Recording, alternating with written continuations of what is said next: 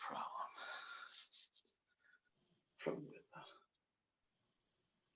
All right. Bismillah ar-Rahman ar-Rahim. Assalamu alaikum wa rahmatullahi wa barakatuh. I pray that everyone is doing well. Alhamdulillah, this is our weekly series with Sahaba Initiative.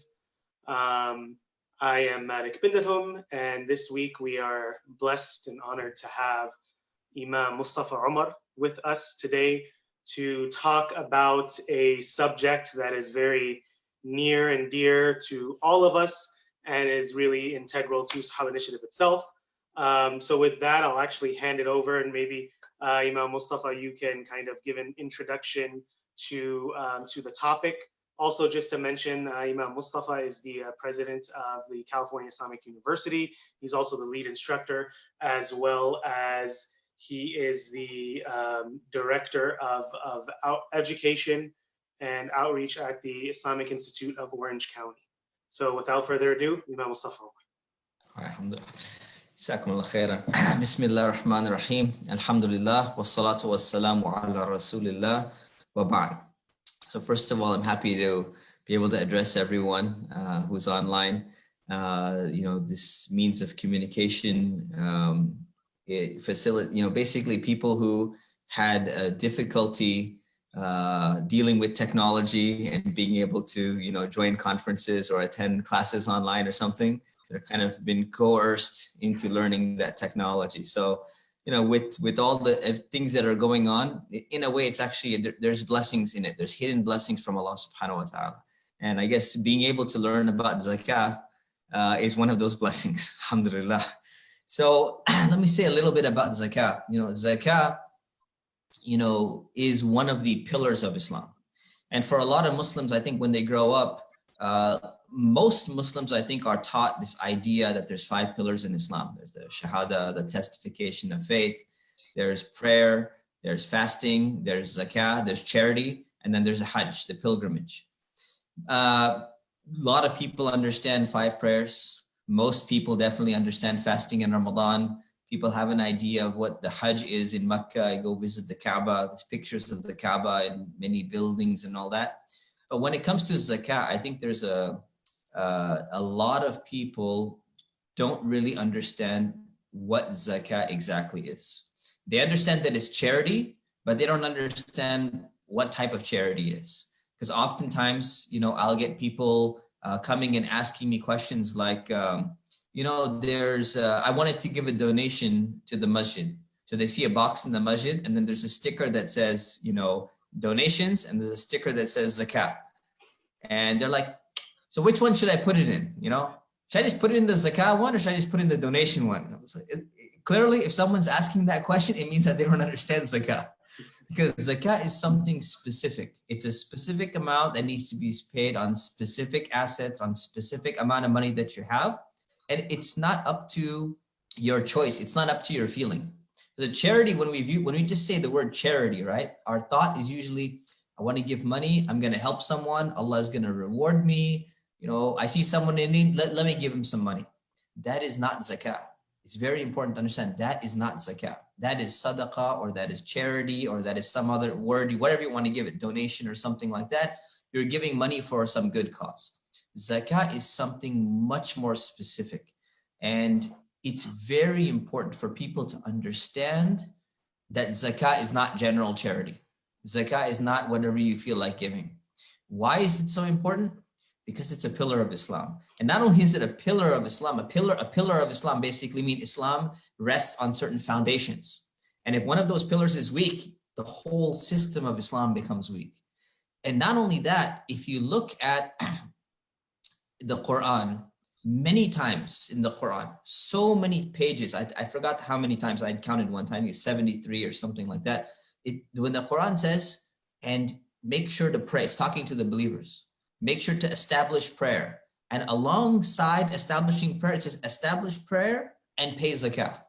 It doesn't say establish prayer and fast. Establish prayer and fast. You don't see that all the time. Most of the time, what you always see paired up with prayer is pay your zakah. And that's very significant. That means that zakah is on the same level as the 5 daily prayers. It's a very significant thing. And I think one of the reasons why people don't know about it, as much as they should, is because number one, it's once a year. It's not every single day. It's not every single month. And number two, we say, well, fasting is once a year as well. Fasting is more apparent. There's a social aspect to it.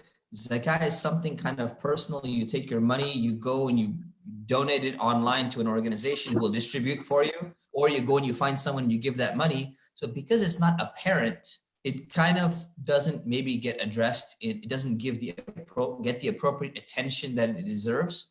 And then there's a lot of confusion that people have, And I remember another case where someone came to me, a sister came to me and said, I want to donate some money. I have some jewelry and I want to donate that jewelry. So she was writing a check for the amount of whatever her jewelry was going to be. She said, I'm giving a donation. And then she says in the memo, should I write zakat or not?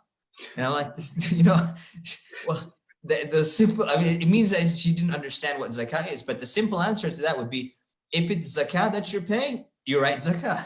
If it's not zakat, you don't write zakat, but that means that the concept is missing. And these are people who are growing up in a Muslim community. These are people who are praying. These are people who are fasting. So there's a lot of clarification that is needed, even on a basic level. There's those difficult issues, that are, scholars are discussing, and retirement accounts and all that. But even on the basic level, it's very important to bring awareness to this issue. So I'm really glad this is happening.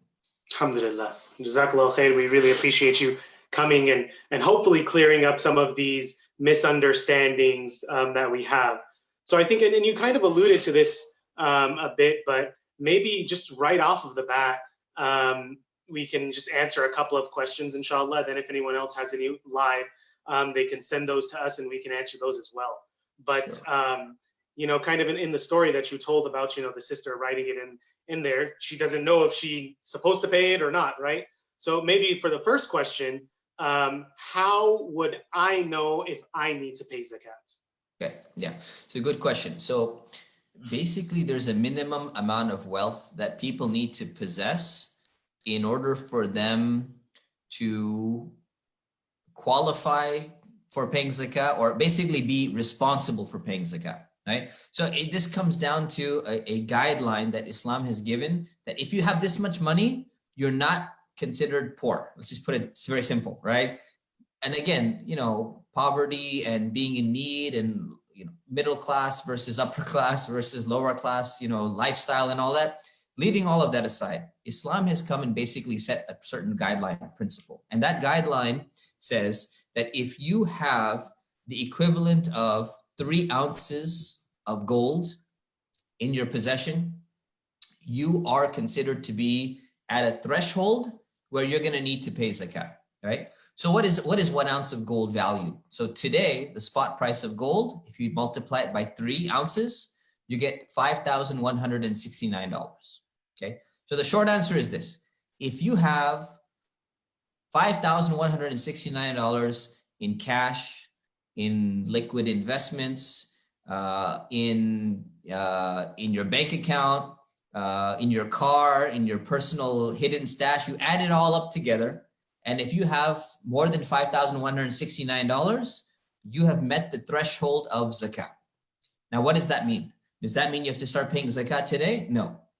So basically, on the day that you exceeded that threshold of $5,169, you're now going to get 1 lunar year, 354 days, to utilize that money in some capacity. You're going to invest it, you're going to buy and sell with it, you're going to buy some personal products with it. Your wealth is going to be going up and down throughout this cycle. If at the end of a lunar year, right, you still are above the 3 ounce of gold value on that day, let's say it's 5,500, you're above 5,500, now you have to pay zakat at this time, right? So let's say the first day of Ramadan, last Ramadan, for the first time, you are over $5,169. Now Ramadan, the first is coming this year. You look at your bank account, you look at your investments, you look at your stocks, you look at the cash you have, everything like that. And you see, you know what, I'm still above the threshold. I got $10,000, in the bank and cash. You need to pay zakat now. And because you had higher than the amount last year, now you have higher than the amount. So what are you going to pay? You're going to pay 2.5% on the money you have now, which is $10,000. Okay, in a nutshell, that's the way zakat works. Now, here's the problem with that. Okay, that's the theory. Okay, the problem with that is for people who've been paying zakat, they remember basically, the last time they paid zakat was 1 lunar year ago. They paid Ramadan the 1st, or they paid Ramadan the 15th, or they paid, the 1st of Sha'ban, or whatever that date was, right? They chose a date, and they're constantly paying that, and usually they're always over the threshold. People who are kind of, generally middle class or well off, they're usually over the threshold.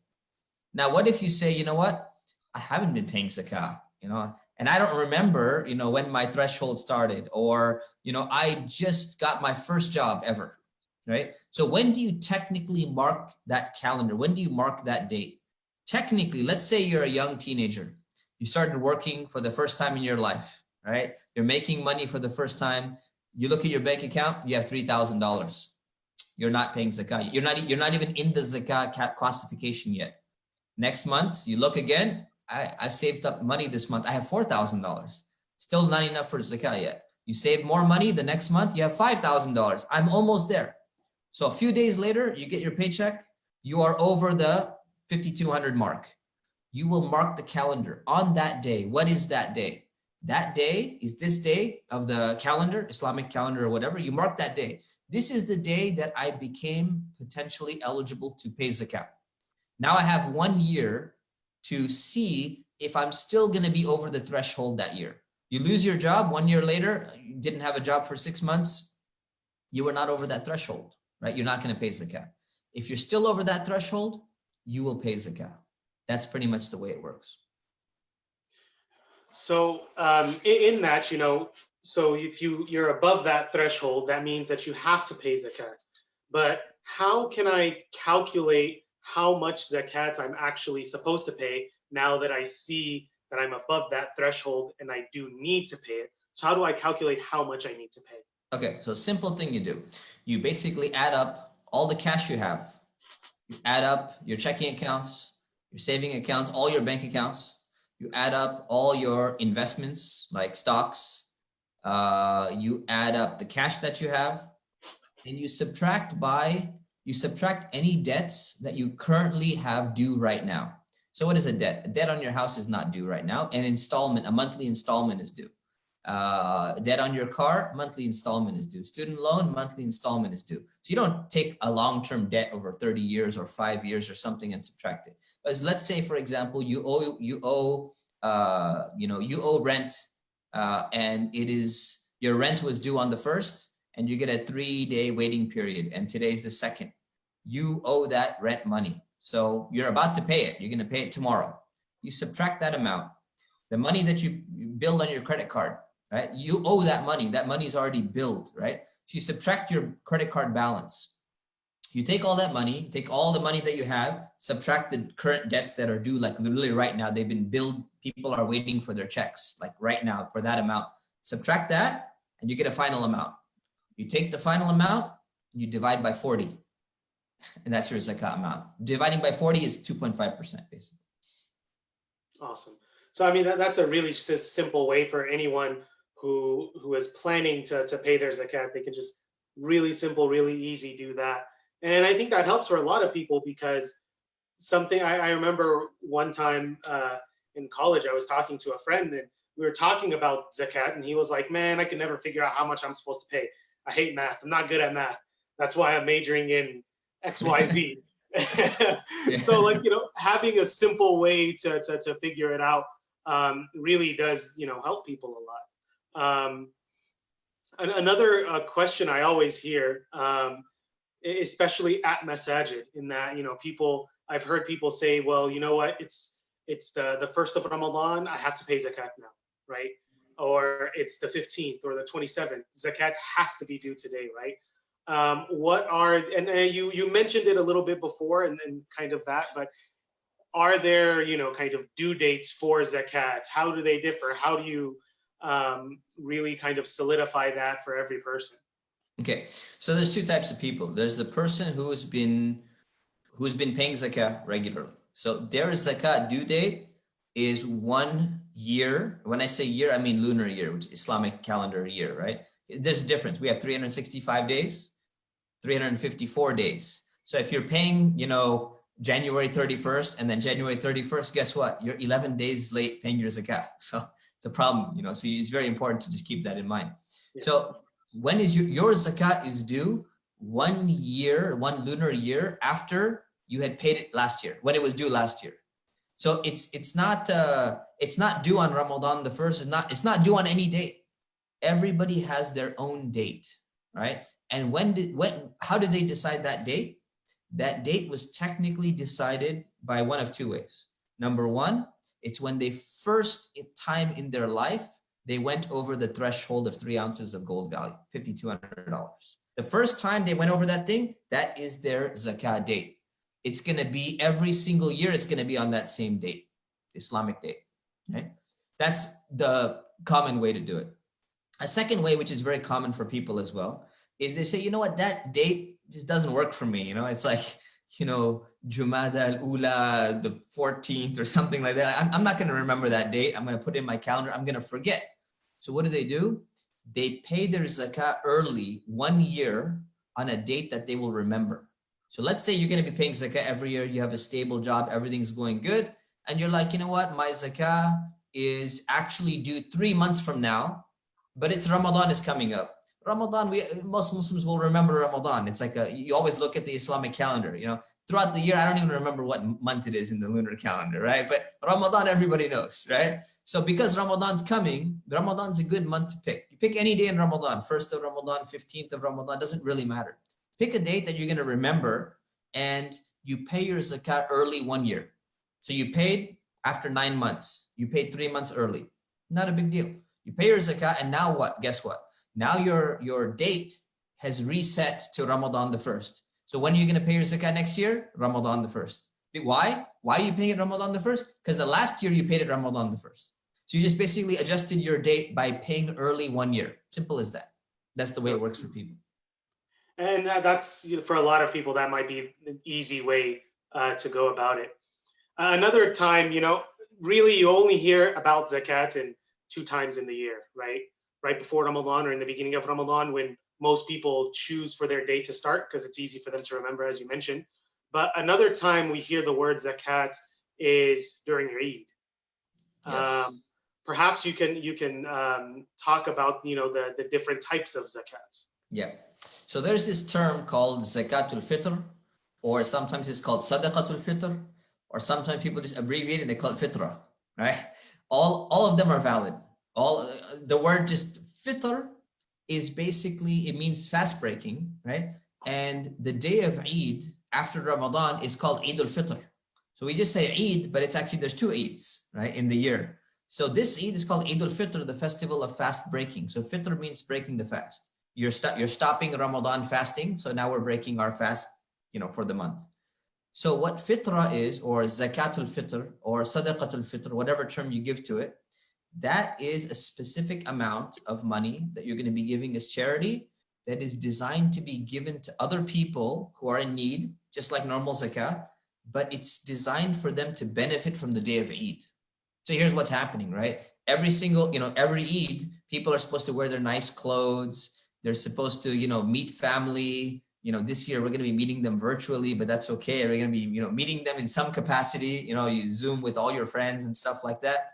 So we're going to be celebrating the day of Eid.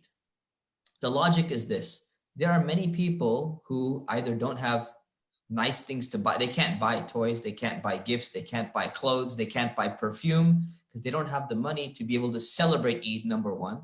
And number two, oftentimes they have to work on Eid day just to survive, right? They cannot even go 1 day without working because they absolutely need that day. So what this specific amount of money will do, it'll go to those people specifically so that they can get a little extra so they can enjoy the day of Eid as well. And that's really what the zakat al-fitr or sadaqat al-fitr really is. And what you should do in a nutshell is basically there's going to be an announcement by your local Islamic organization, right? Or your local masjid or your local charity or whatever it is. And they're going to say, look, we are starting to collect this fitra money on Ramadan the 15th or on Ramadan the 20th or something along those lines. You can pay any time in Ramadan. It's perfectly fine. And what they're going to do is they're going to say, look, the amount this year, we've calculated what the normal amount of food would be this year because food prices fluctuate. It's going to be $10 or $15 or $20. It's usually between like $10 to $20. And they're going to tell you the amount. And what you're going to do is you're going to pay for every single person in the family. So husband or the father is going to pay for himself and his minor children. Adult children are going to pay for themselves. A wife is going to pay for herself. Okay? That's generally the way it's going to be. Every person in the family is supposed to be paying this amount per person, per head. This amount is going to be collected by the organization, the charitable organization, and they're going to go and they're going to make sure that this money goes to the people who are in need so that they can utilize it on the day of Eid. Right? But here's the problem. The problem is normally what people will do is the tradition has been that people pay this on the morning of Eid. So the morning before the Eid prayer, like right after Fajr prayer or something like that, people would go out and like while they're on their way to Eid, they would like give this money to the people who are in need. The problem with that is number one, usually people don't give money directly today, especially not in like Western countries, especially not here in America. You know, people, if you ask people like, you know, do you know where to give your zakat money to people in need? You'd be like, you know, I don't like, where else to drive down the street and like search for people? Like that's not a good way to find people who are in need, especially not Muslims who are in need, right? It's challenging. And there's probably some vetting system and all that. So the best thing is we're going to be giving it to an organization. An organization needs a little bit of time to do their job to be able to distribute it to the right people as well. So this should be given in advance by at least a few days, you know, maybe a week, maybe 2 weeks even. It'll make it easier for that organization to be able to distribute that money so it gets in time so people can plan for their Eid and they can plan for their enjoyment and their gifts or whatever they're going to be getting. That's what Zakat al-Fitr or Sadaqat al-Fitr is. So, you know, one thing, you know, talking about that and you know, that's something I can appreciate because, you know, it's always extremely difficult on organizations or even, you know, some masajid who are facilitating giving out the Sadaqat al-Fitr or Zakat al-Fitr. It's like you get it that day and you have to scramble and figure out how to get it to people who need it because they need it on their Eid. Yeah. But exactly. So then you know who can't benefit from Eid then? It's the workers who are trying to distribute. So you help one person benefit from Eid, the other person just lost their Eid. Yeah, that's so true. SubhanAllah. And you know, something interesting that always happens, like, you know, you have the Eid, right? And you always hear the person making the announcement, you have to pay it before, for instance, the adhan, right? So then the question comes, what happens if I didn't make it to Salat al-Eid and I didn't pay it by that designated time? What should I do? Yeah. So here's the thing. So first of all, technically there's no adhan for Eid prayer. I know it's a mistake, but you have to pray before the prayer starts. That's really what they say. And again, this, you know, what if you don't make it, right? So this year, that's not going to be a challenge because we're not going to be gathering for Eid, you know, but normally it's still an obligation that you have to discharge, right? So even if you don't make it, it's an obligation, you discharge it, but you are late. It's like your prayer is late, your fasting is late, and you don't have a valid excuse.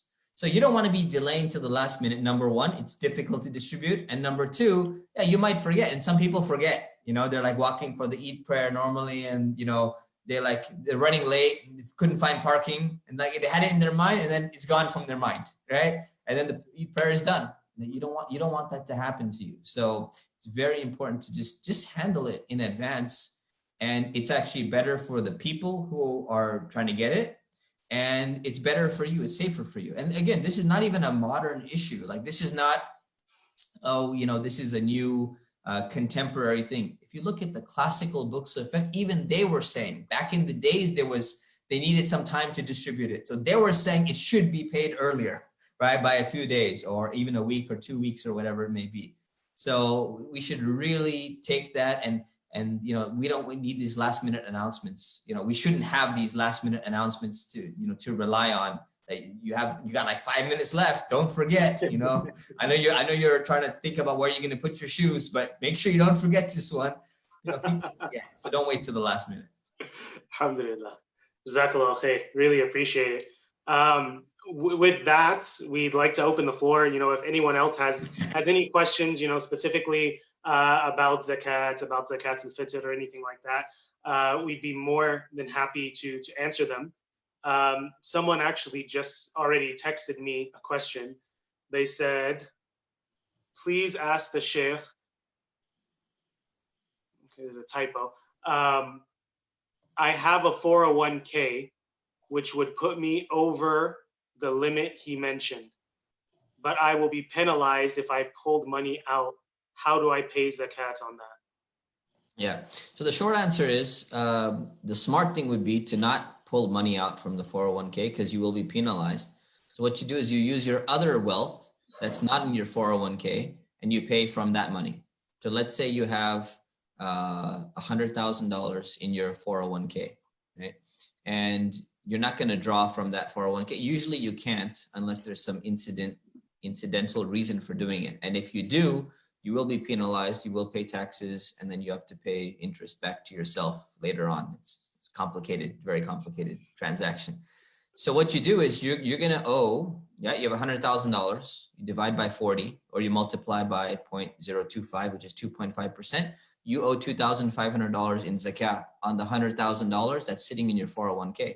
What you do is you go to your checking account, you take out the 2,500 and you pay from that money. It doesn't have to be paid from the money that is specifically invested in something, right? And same thing, like for, let's say for women who have a lot of jewelry, a lot of gold saved up, they keep it in their safe deposit box. That's like their financial security for them. It's kind of like, that's like their life savings. They got like $100,000 worth of jewelry sitting in a safe deposit box. They don't even wear it, right? So that's kind of like their life savings in case of emergency or something like that. Now, do they have to go to the safe deposit box and take out like, an earring and calculate, well, this is a $2,500 earring set. I'm going to give this out in zakah and then that's going to reduce my thing. They could do that. That's an option, but you can also pay from the other liquid assets or other assets that you have. You pay from the cash that you have sitting at home or the cash that you have sitting in the bank. So you don't have to pay necessarily from exactly the same assets per se. So when it comes to your retirement account, take the value that's there, pay from your other assets. That's what I suggest you do. So he further clarified. He said, I am only over that limit because of my 401k. So he said, for example, I have 5,500 in my 401k and I only have 300 in my checking account. Yeah. Would I pay zakat then? Yeah. So, technically you would be liable for zakah, but that's a very bad situation to be in, right? So my suggestion, just from a financial advice suggestion, is that if people are putting so much money into their 401k and they don't have any liquid funds, that could potentially be very harmful for you. So in this situation, though, the solution is simply that you don't have the ability to pay more. So if you don't have the ability to pay more, what you can do is the next months, don't put so much money in your 401k and start paying. Even though you're going to be late, at least you had an excuse, because usually you can't touch your 401k unless you have some reason, like you're buying a house or you have medical bills or something like that. So this idea, for every plan is different, but assuming you can't touch it and you can't take it out and it's just stuck in there, you don't have access to it, what you'll do is you'll pay whatever you can and try and save up more money in the next few months and then pay whatever should have been delayed. And inshallah, you'll not be responsible for the delayed payment on that 401k because you didn't have the ability. But your ability should, return based upon how much money you keep on saving for retirement. So just be careful about that. Gotcha. Okay. The next question is, should general zakat solely be given locally, or is it permissible to give it overseas where it is often more needed more? Yeah. So normally zakah is supposed to be paid in the locality, right? And the reason for that is, if you think about it, if every locality takes care of their own people, that's the best way to handle things, right?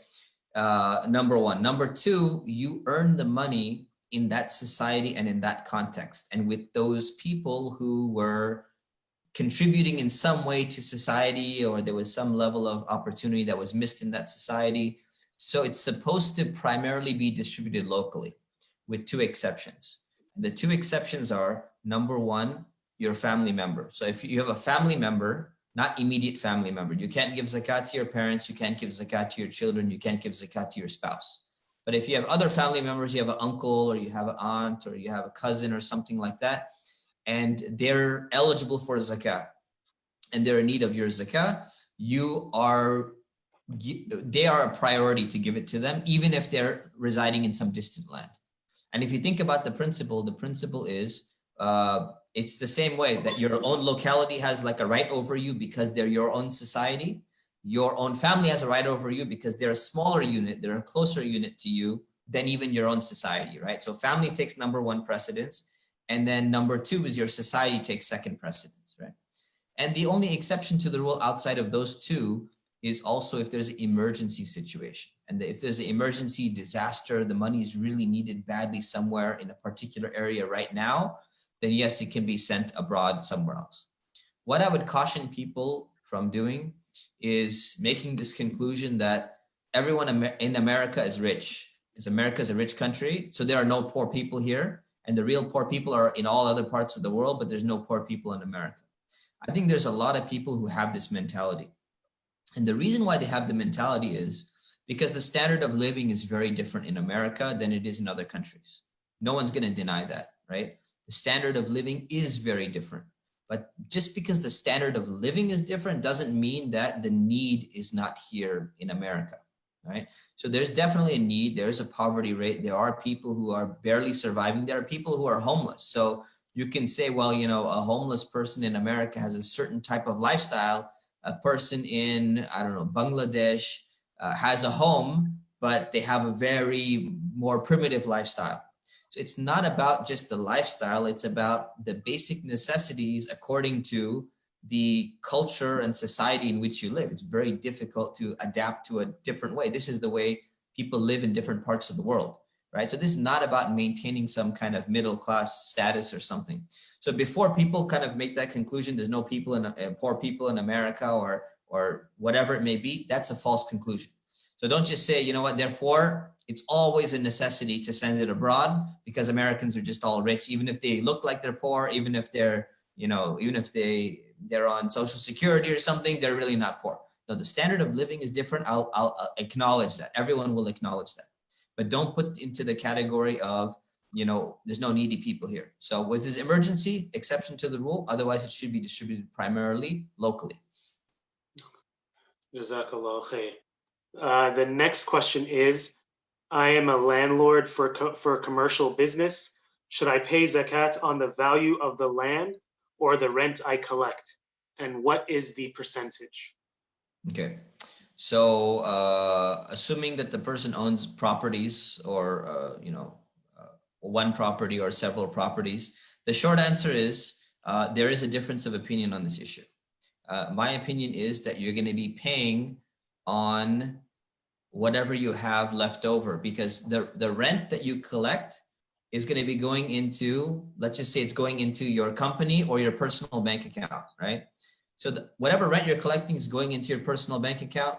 You are paying repair bills, you are paying taxes and everything, let's say from the same account. So throughout the year, that account is bringing in income and it's also expenses are coming out. So you're going to take that account, add it to the rest of your savings and all the money that you have. And that's how you're going to calculate how much you're going to pay on it. So the question really is, it's not really paying on rent. It's paying on rent minus expenses at the end of the day, which is automatically going to be calculated. So it doesn't matter. You don't need to keep track of your rent because your expenses will automatically be deducted, whatever you have left over. Number one. Number two, the question really is, are you going to be paying on the property itself? And the answer, again, there's a difference of opinion, but the answer is generally no. You're not going to be paying on the property, especially if your main reason for purchasing the property was, to be collecting rent and not primarily for capital gain. Now, people usually have a dual intention. They have intention of getting rent and they have intention of capital gain, right? So if the intention really was primarily capital gain for flipping a home or something like that, you are supposed to be paying zakat on the entire value of the property. So we are in a dilemma because most people they buy with a dual intention. So what do we do in such a case? You know, you have to just kind of weigh which intention was primary. And if the intention was primarily rent, and you would have bought it even if there wasn't, you know, any significant capital gain, to just get a steady income from it, then you're not going to have to pay on the properties itself. Jazakallah khair. There's one more question. Can you explain fidya and kafara? In terms of fasting? That's what it says. So I need I'll clarification. assume so. Yeah. So, okay. So yeah. So in terms of fasting, this assumption. So yes. So if somebody is not able to fast and they are chronically ill, or they have a chronic condition that's not likely to go away. So let's say they're diabetic, and some people with type 2 diabetes are able to fast, but let's say they're not able to, right? They have to take a specific type of medicine. So what they're going to do is they're going to be paying this fidya. They're going to be paying an amount for every single day of fasting that they're missing. And what they're going to do is they're going to feed one poor person per day of fasting that they missed. So if they miss 29 days or 30 days, however long Ramadan is, they're going to pay the amount of feeding a poor person for a day, which is 2 meals, whatever, $10, $20, something like that, about $20, let's say, in order to compensate for the fact that they're missing their fast. So that's what that is. In terms of kafara, kafara means like a compensation, or kafara is kind of like a penalty for missing a fast or doing something wrong. So if you miss a fast and you have a valid excuse, like you're sick or you're ill, you got to make up that fast later on after Ramadan is over, you know, as soon as you possibly can, you know, just don't try not to delay too long. If you intentionally violated the month of Ramadan and you're just like, you know what, I just don't feel like fasting today. I want to be a rebel. You know, I'm just hungry. I don't really care anymore. And you break Ramadan, which is a holy month. It's a sacred month. You're going to have to make up the fasting day that you broke, and you're going to have to do a kafara. And a kafara basically is you're going to fast 60 days as a penalty for violating the sanctity of the month of Ramadan. Okay? That's what kafara is. Jazakallah khair. If there are any other questions, please feel free to send it in. One more question I got. Okay. It says, they deleted the question and are retyping it. Alhamdulillah. Okay. I missed fasts last year and meant to make them up within this year, but forgot. And Ramadan is next week and I don't have time to make them up. What do I do? Yeah. So short answer is you make them up after this Ramadan is over, and you make sure not to make the same mistake ever again in your life. Perfect.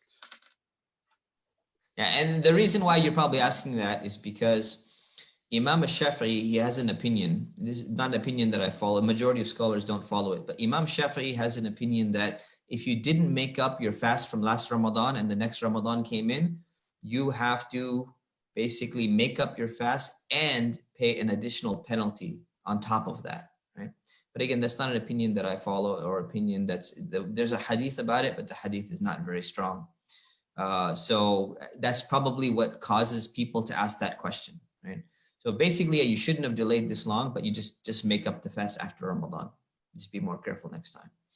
Okay. And one more question. Due to my cycle, I miss days during Ramadan. Then I have to fast 6 days after Ramadan, but I still have to make up days from Ramadan. Can I fast my 6 days and make up my days the same way?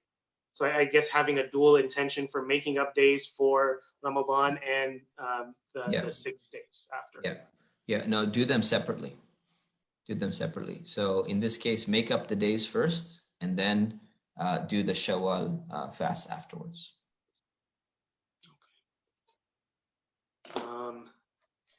If there are any more questions, we'll give it 1 minute.